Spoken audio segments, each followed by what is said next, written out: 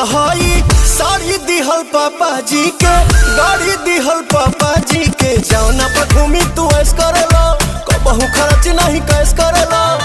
कुल ही कमाइया सबत पौड़ाई बन, सब सारी रात पिया ओनिए बिताई बात। अपन भोजन ना बसियती आहो राजा, मांगे ना सेनुराटी कवैती आहो राजा, कबो ना बियाह बारा चैती।